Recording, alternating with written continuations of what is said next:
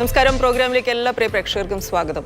കുഞ്ഞുങ്ങളിൽ അസാധാരണമായ ക്ഷീണം, അസ്ഥികളിൽ വേദന, പെട്ടെന്നുണ്ടാകുന്ന മുഴകൾ, അപ്രതീക്ഷിതമായ ശരീരഭാരം കുറയുക, വിട്ടുമാറാത്ത പനി, തുടർച്ചയായ ചുമ, ശ്വാസതടസ്സം, അതിരാവിലെയുള്ള ശക്തമായ തലവേദന, വയറുവേദന തുടങ്ങിയ ലക്ഷണങ്ങൾ ഗൗരവത്തോടെ കാണണമെന്നാണ് അർബുദരോഗ വിദഗ്ധർ പറയുക. ഇവ ചിലപ്പോൾ അർബുദത്തിന്റെ സൂചനകളായേക്കാം.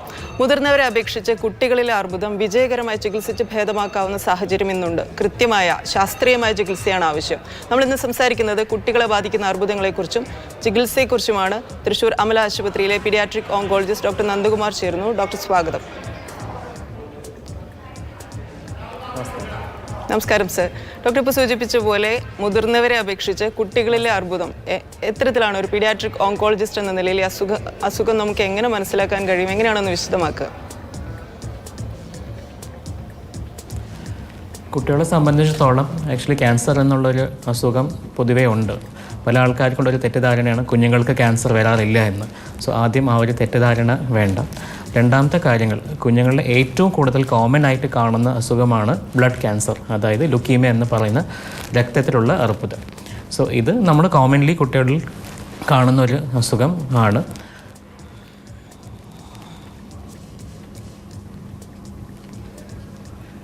ഓക്കെ ഡോക്ടർ ഇപ്പോൾ രക്തജന്യമായ രക്താർബുദം അല്ലെങ്കിൽ ലുക്കീമിയ അല്ലെങ്കിൽ ലിംഫോമയാണ് ഏറ്റവും സാധാരണമായി കുട്ടികളിൽ കണ്ടുവരുന്നത്. ഡോക്ടർ വളരെ ചെറിയ പ്രായത്തിൽ നമുക്കറിയാം ഏത് തരം ക്യാൻസർ ആയാലും ഏറ്റവും നേരത്തെ തന്നെ കണ്ടെത്തുകയും ശാസ്ത്രീയമായ ചികിത്സ ആരംഭിക്കുകയും ചെയ്യുന്നത് വളരെ വിജയകരമായ അസുഖത്തിൽ നിന്ന് പുറത്തു കടക്കാനാകുമെന്ന് നമുക്ക് എല്ലാവർക്കും അറിയാം. എത്തരത്തിൽ കുഞ്ഞുങ്ങളിൽ നമ്മളത് പ്രതീക്ഷിക്കില്ല. അടിക്കടി അസുഖം വരുന്നതും പനി വരുന്നതും ജലദോഷം വരുന്നതും ഒക്കെ സ്വാഭാവികമാണ്.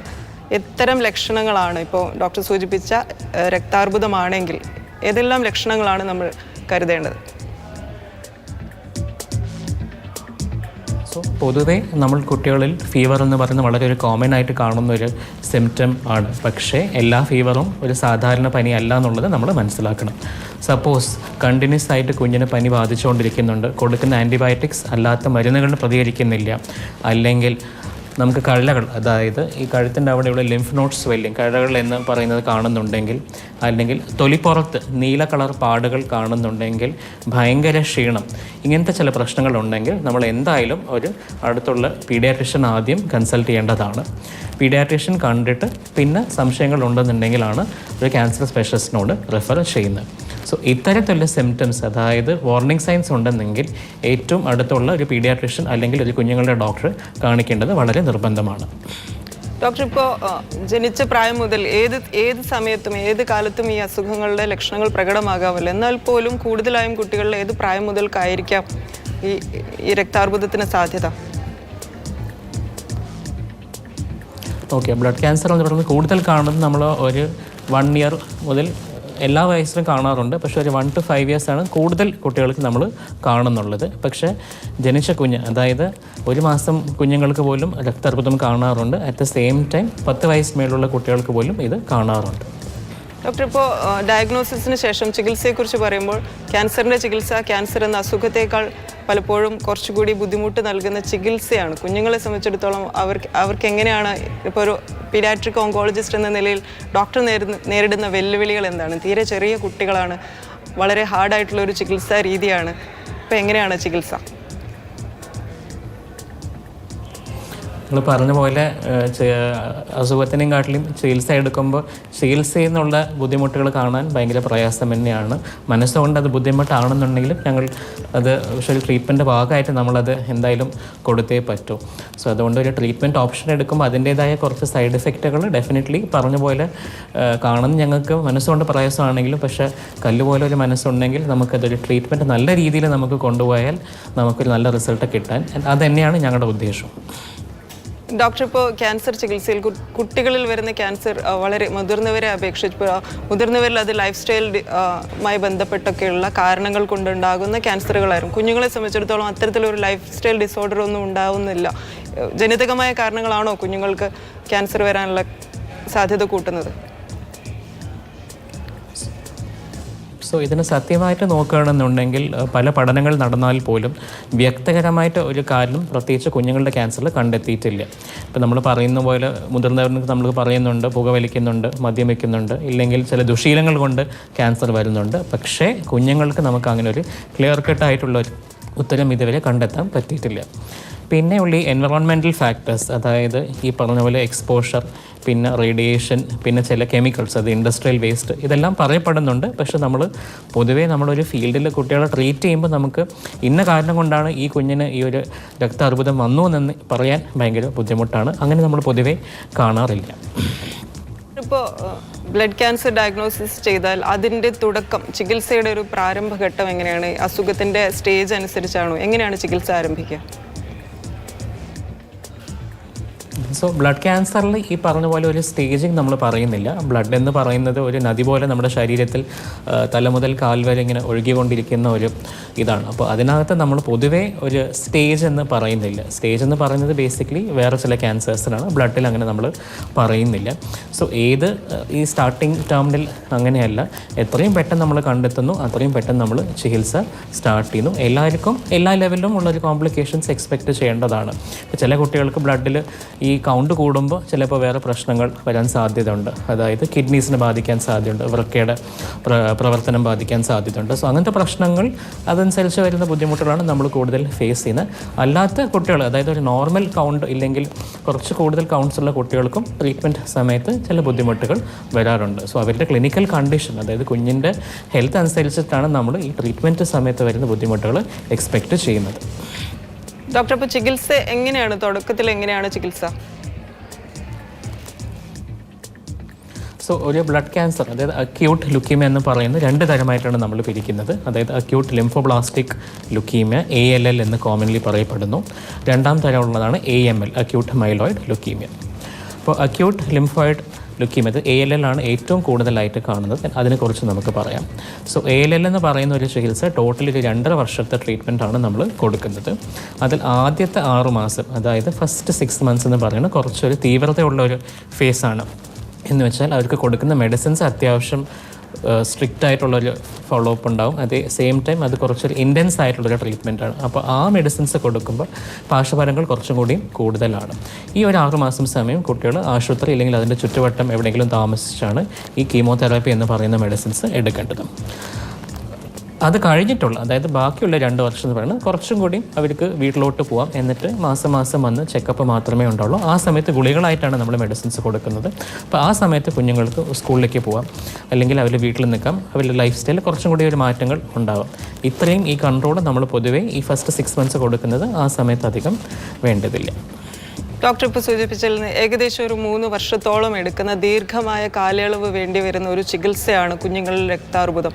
അപ്പോൾ ഡോക്ടർ, ഇത്ര കാലം നീണ്ടു നിൽക്കുന്ന ചികിത്സാ ചെലവ് തന്നെ ഉയർന്നതാണ്. അതോടൊപ്പം ഉണ്ടാകുന്ന തീരെ ചെറിയ കുഞ്ഞുങ്ങളായിരിക്കും. അവരുടെ ഉറക്കം, അവർക്കുണ്ടാകുന്ന വേദന, മറ്റ് പാർശ്വഫലങ്ങൾ മുക്തമല്ലാത്തൊരു ചികിത്സയാണിത്. പാർശ്വഫലങ്ങളുടെ സൈഡ് എഫക്ട്സിൻ്റെ ബുദ്ധിമുട്ടുകൾ. അപ്പോൾ ഇത്തരത്തിലൊരു അസുഖമുള്ള ഒരു കുഞ്ഞിനെ ഹാൻഡിൽ ചെയ്യുന്ന പാരൻസിനെ സംബന്ധിച്ചിടത്തോളം, വീട്ടുകാരെ സംബന്ധിച്ചിടത്തോളം ഫിനാൻഷ്യൽ സപ്പോർട്ടും മെൻ്റൽ സപ്പോർട്ടും ഒക്കെ അവർക്കും വളരെയധികം ആവശ്യമുള്ളതാണ്. അപ്പോൾ ഡോക്ടർ പേഷ്യൻസിന് നൽകുന്ന അഡ്വൈസസ് എന്തൊക്കെയാണ്? ഇപ്പോൾ കുഞ്ഞുങ്ങളെ സംബന്ധിച്ചിടത്തോളം അവരെ മാനേജ് ചെയ്യുക ഭയങ്കര ബുദ്ധിമുട്ടുള്ള കാര്യമായിരിക്കും. അവർ ഉറക്കം പ്രധാനമായിട്ടും ബുദ്ധിമുട്ടായിരിക്കാം. അവർക്ക് നൽകുന്ന ഭക്ഷണം, അവർ വോമിറ്റ് ചെയ്യുന്നുണ്ടാവും, ഇടയ്ക്കിടെ വല്ലാതെ സിക്കാവുന്നുണ്ടാവും. ഈ കണ്ടീഷൻസ് എല്ലാം പാരൻസും കടന്നു പോകുന്നുണ്ട്. അപ്പോൾ ഡോക്ടർ, എത്തരത്തിലാണ് ഇത്തരം ഒരു കുഞ്ഞിനെ ചികിത്സിക്കുന്ന അച്ഛനമ്മമാരും കുടുംബവും ഏത് തരത്തിലാണ് പരുവപ്പെടേണ്ടത്? ഈ ചികിത്സ രീതിയിൽ ഈ ഒരു ജേർണിയിൽ ഞങ്ങളും ഒരു ഇൻഡയറക്റ്റ് ഒരു പേരൻ്റ് ആവുകയാണ്. കാരണം ദിവസം ഈ കുട്ടികൾ ഇത്രയും ബുദ്ധിമുട്ട് കാണുന്നത് നമ്മൾ സ്ഥിരം കാണാറുണ്ട്. സോ നമുക്കും അതിൻ്റേതായ വിഷമങ്ങളും കാര്യങ്ങളും ഉണ്ട്. 2ാമത്തെ കാര്യം, ഇത് ഒരിക്കലും ഒരു 1 മാൻ ഷോ അല്ല. ഇത് ഒരു എൻറ്റയർ ടീം വർക്കാണ്. ബേസിക്കലി ഞാൻ മാത്രം ചികിത്സിക്കുന്നു എന്നുള്ളതല്ല. അതിന് പുറമെ കുറേ നഴ്സസ് ആവശ്യം വരുന്നുണ്ട്, സോഷ്യൽ വർക്കറിൻ്റെ ആവശ്യം വരുന്നുണ്ട്, ഡയറ്റീഷ്യൻ്റെ ആവശ്യം വരുന്നുണ്ട്, സൈക്കോളജിസ്റ്റിൻ്റെ ആവശ്യം വരുന്നുണ്ട്. സോ ഇവരെല്ലാവരും കൂടി ചേർന്നാൽ മാത്രമേ ഇതൊരു ടീം വർക്കായിട്ട് വരുന്നുള്ളൂ. ഇവരുടെ എല്ലാവരുടെയും കോൺട്രിബ്യൂഷൻ വളരെ ഇമ്പോർട്ടൻ്റ് ആണ് ചികിത്സ നല്ല രീതിയിൽ മുന്നോട്ട് കൊണ്ടുപോകാൻ.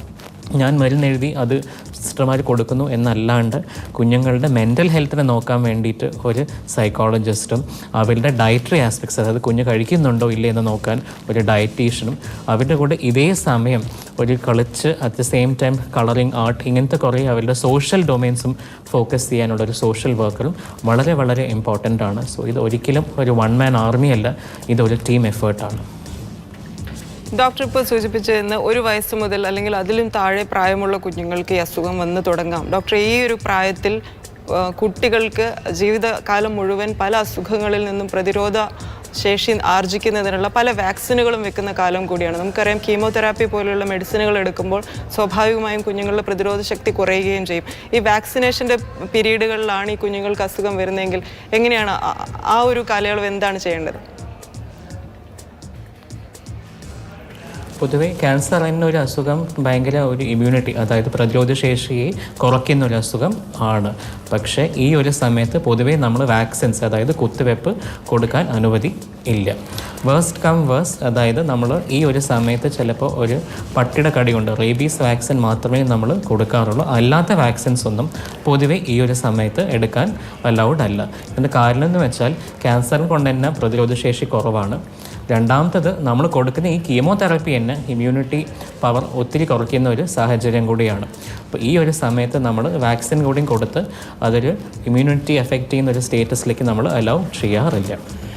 ഡോക്ടർ, അതുപോലെ തന്നെ ഇപ്പോൾ ലുക്കീമിയയുടെ ചികിത്സയിൽ കുഞ്ഞുങ്ങളുടെ ചികിത്സയെ സംബന്ധിച്ചിടത്തോളം എത്രത്തോളമാണ് വിജയ ശതമാനം, എങ്ങനെയാണ്? സോ ഈ പറഞ്ഞ ALL, അതായത് അക്യൂട്ട് ലിംഫോബ്ലാസ്റ്റിക് ലുക്കീമിയ എന്ന് പറഞ്ഞ ബ്ലഡ് ക്യാൻസറിൽ നമുക്ക് ഇന്ത്യൻ ഡേറ്റ എടുക്കുന്നുണ്ടെങ്കിൽ മിക്ക ക്യാൻസേഴ്സിനും നല്ലൊരു സക്സസ് റേറ്റ് പ്രൊവൈഡ് ചെയ്യാൻ പറ്റുന്നുണ്ട്. മിക്ക അസുഖങ്ങൾക്ക് 70 to 80% മേളിൽ ഒരു സക്സസ് റേറ്റ് നമുക്ക് കൊടുക്കാൻ പറ്റുന്നുണ്ട്. എന്നാലും ചില ക്യാൻസേഴ്സ്, ഒരു ഹൈ റിസ്ക് ALL എന്നൊക്കെ പറയുന്നത് നമുക്ക് ഇത്രത്തോളം സക്സസ് റേറ്റ് കിട്ടാറ് ഇല്ല. അത് ബ്ലഡ് ക്യാൻസർ, അതായത് അക്യൂട്ട് മൈലോയിഡ് ലുക്കീമിയ എന്ന് പറയുന്ന AML നമുക്ക് ഇത്രയും സക്സസ് റേറ്റ് കിട്ടാറില്ല. ഡോക്ടർ, നമുക്ക് തൊടുപുഴയിൽ നിന്ന് അർച്ചന എന്ന പ്രേക്ഷകയുടെ കോളുണ്ട്. അർച്ചന, സ്വാഗതം. ഡോക്ടറോട് സംസാരിച്ചോളൂ. ഡോക്ടർ, കുട്ടികളിൽ ഏത് രീതിയിലുള്ള ക്യാൻസറുകളാണ് ഉണ്ടാവാറ്? ഇതിന് പുലർത്തേണ്ട ജാഗ്രതകൾ എന്തെല്ലാമാണ്? ആഹാര രീതികൾ, ഇതിനെ കുറിച്ചെല്ലാം പറയാമോ? പറയാം. ഗുഡ് ആഫ്റ്റർനൂൺ അർച്ചന. കുട്ടികളെ നമ്മൾ ഏറ്റവും കൂടുതൽ കാണുന്നത് നേരത്തെ പറഞ്ഞ പോലെ ALL, അക്യൂട്ട് ലിംഫോബ്ലാസ്റ്റിക് ലുക്കീമിയ എന്ന് ആണ്. ഇത് ജാഗ്രത എന്ന് പറയുന്നത് നമ്മൾ പ്രത്യേകിച്ച് ശ്രദ്ധിക്കേണ്ട കാര്യങ്ങൾ ഈ ലോകലക്ഷണങ്ങൾ, അതായത് കുട്ടിക്ക് കണ്ടിന്യൂസ് ആയിട്ടൊരു പനി വരുന്നുണ്ട്, കഴുത്തിൽ മേൽ കുറേ കഴലകൾ വരുന്നുണ്ട്, ലിംഫ് നോഡ് സ്വെല്ലിംഗ്, തൊലിപ്പുറത്ത് നീല കളർ പാട് വരുന്നുണ്ട്, ഭയങ്കര ക്ഷീണം, പിന്നെ എല്ലിൻ്റെ പെയിൻ, അതായത് രാത്രി ഉറങ്ങാൻ പറ്റാത്ത രീതിയിൽ വേദന, ഇങ്ങനത്തെ കാര്യങ്ങളൊക്കെ ഉണ്ടെങ്കിൽ നമ്മൾ എന്തായാലും അടുത്തുള്ളൊരു കുട്ടികളുടെ ഡോക്ടറെ എന്തായാലും കാണിക്കേണ്ടതാണ്. അർച്ചന, വിളിച്ചതിന് നന്ദി. ഡോക്ടർ, നമുക്ക് തിരുവനന്തപുരത്ത് നിന്ന് ഹേമലത എന്ന പ്രേക്ഷക കൂടിയുണ്ട്. മാം, സ്വാഗതം. ഡോക്ടറോട് സംസാരിച്ചോളൂ. സാർ കേൾക്കാമോ? കേൾക്കുന്നുണ്ട്, സംസാരിച്ചോളൂ. കുട്ടികളിലെ ക്യാൻസർ വരാതിരിക്കാനായി നമ്മൾ ശ്രദ്ധിക്കേണ്ട കാര്യങ്ങൾ എന്തൊക്കെയാണ്? സോ ഇതിനൊരു സത്യം പറഞ്ഞാൽ അങ്ങനത്തെ ഒരു ഉത്തരം നമുക്ക് പറയാൻ ഇല്ല. അതായത് ഒരു പ്രിവെൻറ്റീവ് മെഷേഴ്സായിട്ട് നമുക്ക് കുട്ടികളിൽ അങ്ങനെയൊന്നും പറയാറില്ല. ഈ മുതിർന്നതെന്ന് പറയുന്ന പോലെ ഒരു ലൈഫ് സ്റ്റൈൽ ചേഞ്ചസോ അതൊന്നും ഒരു വ്യക്തിപരമായിട്ട് നമുക്കൊരു ഉത്തരം ഇല്ല. സോ അങ്ങനത്തെ ഒരു കോൺസെപ്റ്റ് ഇവിടെ നമുക്ക് പറയാൻ കുറച്ച് പാടാണ്. ഒരു കോൺസെപ്റ്റ് നമ്മൾ ശ്രദ്ധിക്കേണ്ടത്, അതായത് കുട്ടികളിൽ ചില വാക്സിൻസ് ഉണ്ട്. ആ വാക്സിൻസ് കൊടുത്തു കഴിഞ്ഞാൽ ഭാവിയിൽ, അതായത് ഇവർ വലിയവരാകുമ്പോൾ സർവൈക്കൽ ക്യാൻസർ എന്ന് പറയുന്ന ഗർഭപാത്രത്തിൻ്റെ വായിൻ്റെ അവിടെ വരുന്ന ക്യാൻസർ നമുക്ക് പ്രിവെൻറ്റ് ചെയ്യാം. സോ അതൊരു ഓപ്ഷൻ നമുക്ക് ഇപ്പോൾ ലഭ്യമാണ്. സോ 9 വയസ്സിന് മേലുള്ള പെൺകുട്ടികൾ ഉണ്ടെങ്കിൽ അടുത്തുള്ള പീഡിയാട്രീഷ്യനെ കാണിക്കുക, വാക്സിൻസിനെ കുറിച്ച് അവരോട് ചോദിക്കാം. ഹേമലത, വിളിച്ചതിന് നന്ദി. ഡോക്ടർ, നമ്മൾ ഇത്ര നേരം സംസാരിച്ചുകൊണ്ടിരുന്ന രക്തസംബന്ധമായ രക്താർബുദത്തെക്കുറിച്ചാണ്. ഡോക്ടർ, അതല്ലാതെ കുട്ടികളിൽ ഉണ്ടാകുന്ന സോളിഡായിട്ടുള്ള മുഴകൾ, ട്യൂമറുകൾ, ബ്രെയിനിലുണ്ടാകുന്ന ട്യൂമറുകൾ, ഇത്തരം വളരുന്ന മുഴകൾ എങ്ങനെയാണ് പാരൻസ് എന്ന നിലയിൽ നമ്മൾ എങ്ങനെയാണ് അത് തിരിച്ചറിയേണ്ടത്? സോ ബ്ലഡ് അല്ലാണ്ട് വേറെയും കുറേ സ്ഥലങ്ങളിൽ കുഞ്ഞുങ്ങൾക്ക് ക്യാൻസർ വരാം. അതായത് ബ്രെയിനിൽ ക്യാൻസർ വരാം, ബ്രെയിൻ ട്യൂമർ എന്ന് പറയുന്ന പോലെ. അതല്ലാണ്ട് ലിവറിൽ വരാറുണ്ട്, പിന്നെ കിഡ്നിയിൽ വരാറുണ്ട്, നെഫ്രോബ്ലാസ്റ്റോമ എന്ന് പറയുന്നുണ്ട്. അതല്ലാണ്ട് സിംപത്തറ്റിക് ചില, അത് ന്യൂറോബ്ലാസ്റ്റോമ എന്ന് പറയുന്ന ഒരു ക്യാൻസറുണ്ട്. ഇതൊക്കെയാണ് നമ്മൾ കൂടുതലായിട്ട് കാണുന്നത്. ഈ എല്ലാ അസുഖങ്ങൾക്കും ഡെഫിനറ്റ്ലി ഒരു സർജറി ആൻഡ് കീമോതെറാപ്പി ആയ ഒരു ട്രീറ്റ്മെൻറ്റാണ് നമ്മൾ യൂഷ്വലി കൊടുക്കുന്നത്. ചില കണ്ടീഷൻസ്, ബ്രെയിൻ എന്ന് പറയുന്ന ക്യാൻസേഴ്സിൽ നമ്മൾ. ഡോക്ടർ, നമുക്ക് തിരുവനന്തപുരത്ത് നിന്ന് മുകേഷ് എന്ന പ്രേക്ഷകനുണ്ട്. സർ, സ്വാഗതം. ഡോക്ടറോട് ചോദിച്ചോളൂ. Hello doctor. ഡോക്ടർ, ഈ ചിക്കൻ അമിതമായി കുഴപ്പമുണ്ടോ? പ്രത്യേകിച്ച് ഈ ബ്രോയിലർ ചിക്കൻ ക്യാൻസർ വരാനുള്ള സാധ്യത അതുകൊണ്ടുണ്ടോ?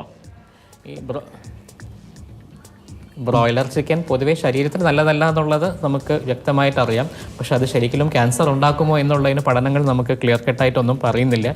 അപ്പോൾ പൊതുവേ അമിതമായുള്ള ഏതും ശരീരത്തിന് നല്ലതല്ല എന്നുള്ളത് നമ്മൾ മനസ്സിലാക്കേണ്ടതാണ്. സോ ഒരുപാട് കഴിക്കുന്നത് പൊതുവേ അവോയ്ഡ് ചെയ്യുന്നത് നല്ലതാണ്. മുകേഷ് വിളിച്ചതിന് നന്ദി. ഡോക്ടർ, നമ്മൾ ബ്രെയിൻ ട്യൂമറിനെ കുറിച്ച് സംസാരിക്കുകയാണെങ്കിൽ ബ്രെയിൻ ട്യൂമറിൻ്റെ ലക്ഷണങ്ങൾ എന്തെല്ലാമാണ്? കുട്ടികൾ എന്ത് തരം, അപ്പോൾ തലവേദന പറയുമ്പോൾ നമ്മൾ പലപ്പോഴും അത് കാര്യമാക്കാറുണ്ടാവില്ല. ഏത് തരം തലവേദന, എപ്പോഴുണ്ടാകുന്ന തലവേദനയാണ് ഗൗരവത്തോടെ കാണേണ്ടത്? സോ പൊതുവേ കുട്ടികൾ കാണുന്ന ബ്രെയിൻ ക്യാൻസർ ആക്ച്വലി വളരെ കോമൺ ആണ്. പലതവണയും അത് മിസ്സായി പോകുന്നതാണ്. സോ മെയിനായിട്ട് നമ്മൾ ശ്രദ്ധിക്കേണ്ടത് ഒരു അമിതമായ തലവേദന, അതായത് എസ്പെഷ്യലി ഏർലി മോർണിംഗ് ഹെഡേക്ക് എന്ന് പറയും. ഏറ്റവും രാവിലെ എണീക്കുമ്പോൾ ഭയങ്കര ഒരു തലവേദന എന്ന് പറയുന്നെങ്കിൽ അതൊരിക്കലും തള്ളിക്കളയേണ്ടതല്ല. രണ്ടാമത്തെ കാര്യമാണ് ഛർദി. കണ്ടിന്യൂസ് ആയിട്ട് ഈ കുട്ടികൾ ഛർദ്ദിച്ചുകൊണ്ടിരിക്കും. പക്ഷേ പലതവണയും നമ്മളത് വേറൊരു കാരണം ഇല്ലെങ്കിൽ ഭക്ഷണം കഴിച്ച രീതി കൊണ്ടാണ് എന്ന് വിചാരിച്ച് തള്ളിക്കളയേണ്ടതാണ്. പിന്നെ ഉള്ളതാണ്, അതായത് ചില സമയം ജന്നി പോലെ വരുന്നത്, അതായത് ഫിറ്റ്സ് ഇല്ലെങ്കിൽ ജന്നി വരുന്നതും ഒരു ബ്രെയിൻ ക്യാൻസറിൻ്റെ ഒരു രോഗലക്ഷണമാണ്. പിന്നെ വരുന്നത് കണ്ണ് കാഴ്ചയ്ക്ക് എന്തെങ്കിലും ബുദ്ധിമുട്ട്, പിന്നെ കോണിക്കുന്നത്, ഇങ്ങനത്തെ ബുദ്ധിമുട്ടുകളുണ്ടെങ്കിലും നമ്മൾ എന്തായാലും ഒരു ബ്രെയിൻ ക്യാൻസറിൻ്റെ ഒരു സംശയം നമ്മൾ വേണം അടുത്തുള്ള പീഡിയാട്രിഷ്യന് എന്തായാലും പോയി കാണിച്ചിരിക്കണം. വ്യക്തമാണ് ഡോക്ടർ. തുടർന്ന് കുട്ടികളെ ബാധിക്കുന്ന അർബുദങ്ങളും ലക്ഷണങ്ങളും ചികിത്സയുമാണ് ഇന്നത്തെ നമ്മുടെ വിഷയം. നമ്മളോട് സംസാരിക്കുന്നത് തൃശ്ശൂർ അമല ആശുപത്രിയിലെ പീഡിയാട്രിക് ഓങ്കോളജിസ്റ്റ് ഡോക്ടർ നന്ദകുമാറാണ്. സർ, നമുക്ക് കണ്ണൂരിൽ നിന്ന് വിനു എന്ന പ്രേക്ഷകന്റെ കോൾ ഉണ്ട്. വിനു, സ്വാഗതം. ഡോക്ടറോട് ചോദിച്ചോളൂ. ഡോക്ടറെ, ഈ കുട്ടികളിൽ ചില മുഴകൾ വരുന്നത് ഓപ്പറേഷൻ ചെയ്താൽ വീണ്ടും വരുന്ന, അത് ക്യാൻസറിൽ പെടുന്നതാണോ? അതായത് അത് ഏത് തരത്തിലുള്ള മുഴയാണെന്ന് നമ്മൾ ആദ്യം നോക്കണം. എല്ലാ മുഴകളും ക്യാൻസർ അല്ല, ചില മുഴകളാണ് ക്യാൻസറായിട്ട് മാറുന്നത്. അപ്പോൾ അത് ആദ്യം ഒരു ബയോപ്സി ചെയ്ത് ഏത് മുഴയാണെന്നുള്ളത് കണ്ടുപിടിക്കേണ്ടത് വളരെ വളരെ വളരെ പ്രാധാന്യമാണ്. ഇത് ക്യാൻസർ ആണെന്നുണ്ടെങ്കിൽ ആ രീതിയിൽ നമ്മൾ ട്രീറ്റ്മെൻറ്റും കാര്യങ്ങളും നോക്കണം. വിനു വിളിച്ചതിന് നന്ദി. ഡോക്ടർ, ഇപ്പോൾ നമ്മൾ മുഴകളെക്കുറിച്ച്, ട്യൂമറുകളെക്കുറിച്ച് പറയുമ്പോൾ ബ്രെയിൻ ട്യൂമറിനെ കുറിച്ച് സർ പറഞ്ഞു. അതല്ലാതെ ശരീരത്തിൻ്റെ മറ്റേതെല്ലാം ഭാഗങ്ങളിലാണ് ട്യൂമറുകൾ വരാൻ സാധ്യത? എങ്ങനെയൊക്കെയാണ് അത് തിരിച്ചറിയേണ്ടത്? അതായത് അതർ ഈ മുഴകളായിട്ട് വരുന്നത് ഒന്ന് നമ്മൾ ശ്രദ്ധിക്കേണ്ടത് വയറിനകത്താണ് ഏറ്റവും കൂടുതൽ നമ്മൾ കാണുന്നത്. അതായത് നെഫ്രോബ്ലാസ്റ്റോമ, അതായത് വിൽംസ് ട്യൂമർ എന്ന് പറയുന്ന കിഡ്നി വൃക്കയെന്ന് വരുന്ന ഒരു ക്യാൻസറാണ്. രണ്ടാമത്തത് ന്യൂറോബ്ലാസ്റ്റോമ എന്ന് പറയുന്നത്, അതും വയറിൻ്റെ അവിടെ നിന്ന് വരുന്നതാണ്. അത് പല സ്ഥലങ്ങളിലും അല്ലാണ്ടിയും വരാം. പിന്നെയുള്ളത് നമ്മൾ ഈ സാർക്കോമ എന്ന് പറയും. അതായത് ഈ തൊലിപ്പുറത്ത് നിന്ന് വരാം, കഴുത്തിൻ്റെ അവിടെ നിന്ന് വരാം, ഇല്ലെങ്കിൽ വയറിൻ്റെ അവിടെ നിന്ന് വരാം. ഇവിടെ എല്ലാവിടെ നിന്നും വരാനുള്ളൊരു സാധ്യതയാണ് സാർക്കോമ എന്ന് പറയുന്നത്. ഇതല്ലാണ്ട് ബോൺ, അതായത് എല്ലിൻ്റെ അവിടെ നിന്നും ക്യാൻസേഴ്സ് നമുക്ക് വരാൻ സാധ്യതയുണ്ട്. ഓസ്റ്റിയോ സാർക്കോമ അല്ലെങ്കിൽ എവിങ് സാർക്കോമ എന്ന് പറയുന്ന ഈ ബോൺ ക്യാൻസേഴ്സാണ്. ഇത് ഓരോ അസുഖത്തിനും അതിൻ്റേതായ രോഗലക്ഷണങ്ങൾ ഡിഫറൻ്റ് ആണ്. ഇപ്പോൾ വയറിന് വരുന്ന മുഴകൾക്ക് യൂഷ്വലി വരുന്നത് ചിലപ്പോൾ ഛർദിലായിരിക്കാം, ഇല്ലെങ്കിൽ വയറുവേദനയായിരിക്കാം, ഇല്ലെങ്കിൽ മൂത്രം പോകാൻ ചിലപ്പോൾ തടസ്സം ഉണ്ടായിരിക്കാം, ഇല്ലെങ്കിൽ ബ്ലഡ് പ്രഷർ കൂടി തലവേദന, ഇങ്ങനെയാണ് വരാൻ സാധ്യത. ബോൺ ക്യാൻസേഴ്സ് എന്ന് പറയുന്നത് ചിലപ്പോൾ ഒരു തടുപ്പായിട്ടാണ് വരുന്നത്, അല്ലാന്നുണ്ടെങ്കിൽ പെയിനായിട്ട് വരും. അതായത് രാത്രി തീരെ ഉറങ്ങാൻ പറ്റാത്ത വേദന, അങ്ങനത്തെ ബോൺ പെയിൻസ് ഒക്കെ ഉണ്ടെങ്കിൽ ബോൺ ക്യാൻസേഴ്സ് നമുക്ക് ചിന്തിക്കേണ്ട കാര്യമുണ്ട്. ഡോക്ടർ, നമുക്ക് മലപ്പുറത്ത് നിന്ന് നാരായണൻ എന്ന പ്രേക്ഷകനുണ്ട്. സർ, സ്വാഗതം. ഡോക്ടറോട് സംസാരിച്ചോളൂ.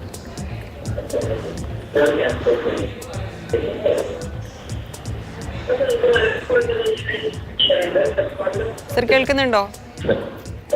കേൾക്കുന്നുണ്ട്. ഡോക്ടർ ചോദിച്ചോളൂ. സർ, നമ്മൾ ഈ ക്യാൻസർ എന്ന് പറയുന്നത് പാരമ്പര്യമായിട്ടുള്ള ഘടകം ഇതിലുണ്ടാവും? വളരെ നല്ല ചോദ്യമാണ്.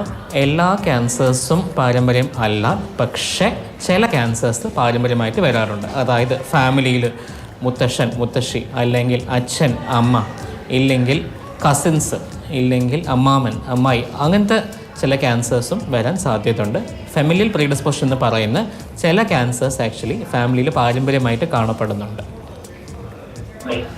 വിനു, മറ്റെന്തെങ്കിലും ചോദിക്കാനുണ്ടോ?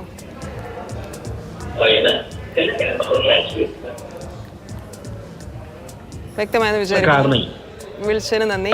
ഡോക്ടർ, നമ്മളിനി ചികിത്സയെക്കുറിച്ച് പറയുകയാണെങ്കിൽ, ഇപ്പോൾ 2-3 വർഷത്തിന് ശേഷം ചികിത്സ വിജയകരമായി പൂർത്തിയാക്കിയ ഒരു കുട്ടിയെ സംബന്ധിച്ചിടത്തോളം അവരുടെ തുടർ ചെക്കപ്പുകൾ എങ്ങനെയാണ്? അതുമായി ബന്ധപ്പെട്ട് നൽകാനുള്ള നിർദ്ദേശങ്ങൾ എന്തെല്ലാമാണ്? ഓക്കെ. സോ ക്യാൻസർ വന്നു എന്ന് പറഞ്ഞ് ജീവിതം ഒരിക്കലും അവിടെ അവസാനിക്കുന്നില്ല. അതല്ലാണ്ട് അതിൻ്റെ പുറമേ വേറെ ഒരു ജീവിതം ഈ കുട്ടികൾക്ക് എന്തായാലും ഉണ്ട്.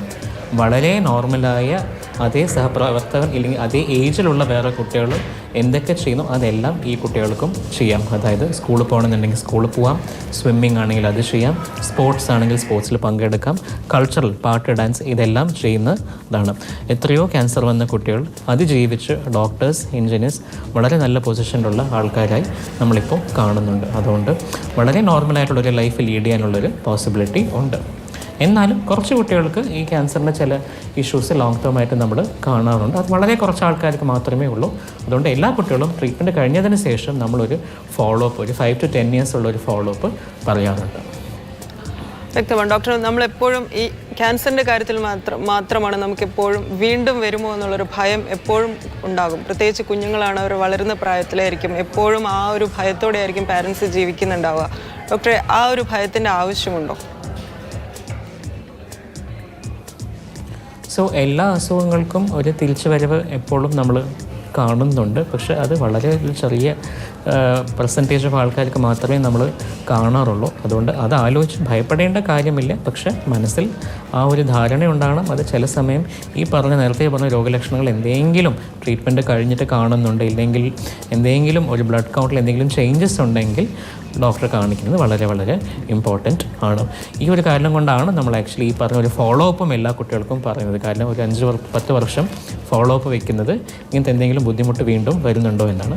സാധാരണ രീതിയിൽ ഒരു ഫസ്റ്റ് 5 years ശേഷം തിരിച്ചു വരവ് വളരെ കുറവാണ്, ഇല്ലയെന്ന് തീരെ പറയുന്നില്ല. പക്ഷേ എന്നാലും ഫസ്റ്റ് 5 years ഫോളോ അപ്പ് നിർബന്ധമായിട്ടും ചെയ്തിരിക്കണം.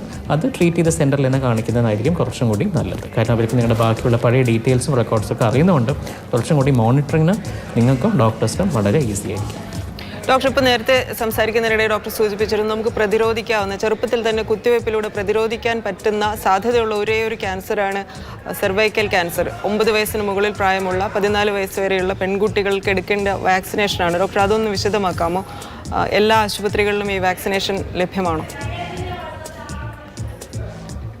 അതായത് HPV എന്ന് പറയുന്ന ഒരു വൈറസ്, ഹ്യൂമൻ പാപ്പിലോമ വൈറസ് ആണ് ഈ സെർവൈക്കൽ ക്യാൻസർ എന്ന് പറയുന്ന ക്യാൻസർ സ്ത്രീകളിൽ കൂടുതൽ ഉണ്ടാക്കുന്നത്. അതായത് ഒരു 40 yearsന് ശേഷമുള്ള സ്ത്രീകളിലാണ് നമ്മളിത് കൂടുതൽ കാണുന്നത്. സോ ഈ ഒരു ക്യാൻസർ പ്രിവെൻറ്റ് ചെയ്യാനുള്ള വൺ ഓഫ് ദ മാർഗം, അതായത് ഓപ്ഷൻസ് ആണ് നമുക്കിപ്പോൾ കാണുന്ന ഈ ഒരു വാക്സിൻ.